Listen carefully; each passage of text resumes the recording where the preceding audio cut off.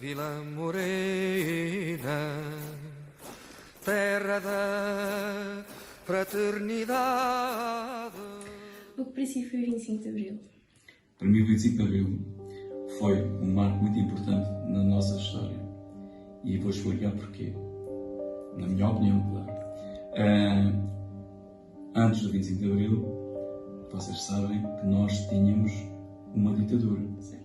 E uma ditadura é sempre uma coisa, seja de direita, seja de esquerda, é sempre uma coisa que não é benéfica para a sociedade. Porque uma ditadura implica várias coisas. Implica pouca informação, implica falta de liberdade e das garantias dos cidadãos, e implica censura, implica medo. E eu vivi antes do 25 de Abril, como vocês devem saber, não é? Ou devem calcular, basta olhar para mim, não é? Eu não sou muito fácil, mas pronto, já tenho alguma idade e andei na escola antes do 25 de Abril com a vossa idade. E é só para dar uma ideia, no 25 de Abril eu andava no 9º ano de escolaridade. E pronto, o 25 de Abril, para nós, que andámos no 9º ano, foi uma coisa surreal, porque nós não estávamos minimamente informados daquilo que seria uma democracia. Não se falava de política naquela altura, porque era proibido, não é? E logicamente que o 25 de Abril veio abrir uma nova realidade para toda a sociedade portuguesa, incluindo nós os jovens, não é? Nós ficámos primeiro maravilhados e depois a pouco fomos tentando ter alguma ideia do que era realmente ser livre, ter liberdade, podermos expressar a nossa opinião sempre que era necessário, quando antigamente não podíamos fazer isso. E isso até se fazia sentir na escola. Nós tínhamos medo, tínhamos receio de falar com os professores, de colocar questões aos professores, da reação dos professores.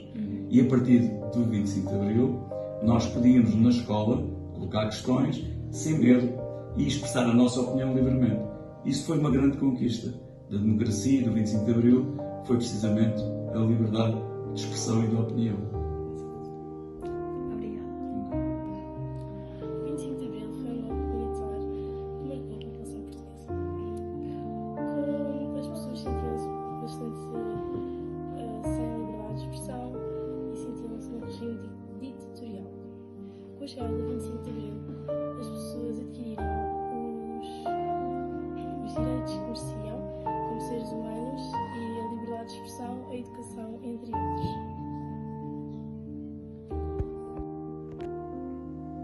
Quase 50 anos passados, acha que as principais conquistas do 25 de Abril, democracia e liberdade, estão adquiridas? Pronto. É assim, nós sabemos que este ano vai fazer 50 anos do 25 de Abril, meio século.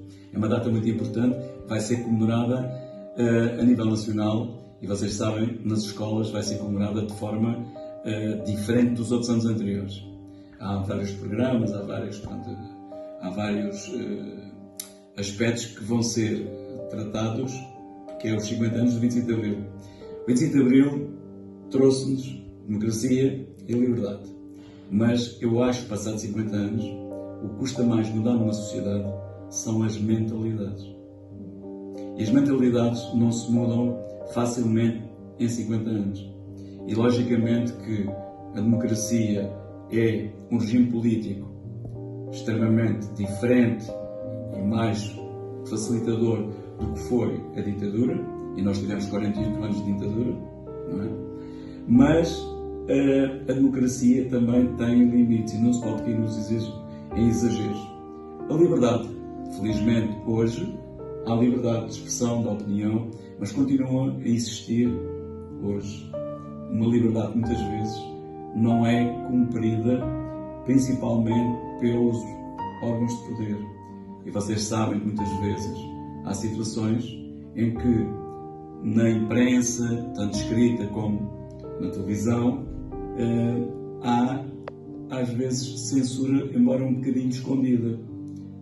Já há censura. Porquê? Porque vamos pôr em causa o status quo vigente. E logicamente, quando isso acontece, há sempre restrições à liberdade. Nas escolas, nota-se muitas vezes a liberdade é entendida de outra forma. Há excessos. Então, e na nossa sociedade também há excessos. Porquê? Porque há pessoas que acham que ter liberdade é poder dizer tudo aquilo que lhes apetece. E não pode ser. A liberdade não pode interferir com os direitos e garantias dos cidadãos. E muitas vezes esquece-se desse pormenor. Ou seja, ainda vamos, se calhar, esperar alguns anos para que consigamos ter uma democracia a 100% e uma liberdade que seja compreendida por todos os cidadãos. Temos a democracia e a liberdade dadas como adquiridas, mas deveríamos pensar melhor em relação à democracia. Aumenta cada ano a percentagem de pessoas que não vai votar, deixando o futuro do nosso país nas mãos das outras pessoas, sendo muitas delas de partidos de extrema-direita ou de extrema-esquerda, coisa que pode não ir de acordo com o que cada um pensa. A nossa liberdade também é um pouco afetada porque ninguém se sente à vontade. Na sociedade que vivemos hoje, em dia, existem expectativas sobre o que cada um deve ser e como deve agir, levando a que as pessoas não sejam elas mesmas por medo do que a sociedade irá achar. A censura foi um grande bloqueador da liberdade de expressão. Na sua opinião, hoje em dia, ou seja, a era da informação e das novas tecnologias, identifica alguma forma de censura ou coerção? Bem, vamos ver. A censura era um mecanismo utilizado pela ditadura para impedir que as pessoas ficassem informadas de tudo aquilo que se passava em Portugal e no mundo. E era um bloqueador da opinião individual de cada cidadão e que a imprensa e tudo aquilo estava tudo condicionado. Ou seja, o cidadão comum só tinha acesso à informação que o poder queria transmitir. Atualmente, essa situação está completamente ultrapassada, mas ainda continua a haver censura, porque em determinadas situações, e vocês sabem que a imprensa muitas vezes é coartada, como é que eu ia dizer, é impedida de transmitir toda a verdade, principalmente quando tem implicações com o poder político. Vocês sabem que há muitos processos que estão em tribunal e que a imprensa vai descobrindo novos casos e muitas vezes é impedida de fazer a divulgação completa, umas vezes através do sigilo que deve haver na justiça, e nós sabemos que isso às vezes é apenas teoria, porque na prática tudo se sabe, não é? Porque há sempre alguém que diz qualquer coisa, mas continua, na minha ótica, a haver censura, embora, claro, nada comparável com o que existia anteriormente, é evidente, não é? Mas continua a haver censura. Mesmo na escola, muitas vezes a opinião das pessoas é mal entendida, porque a democracia é nós aceitarmos a opinião de todos, independentemente de estarmos a favor ou contra. Isso é que é ser democrata. Agora, que há censura, eu acho que ainda há, embora muitas vezes de forma encapetada, de forma escondida, não é? E que muitas vezes a maior parte da população não se apercebe disso. Mas quem é mais informado e quem, por exemplo, tem já outro nível de cultura e tem acesso à informação toda, consegue perceber, por vezes, que há censura. Isto é uma coisa que possivelmente vai ter que acabar.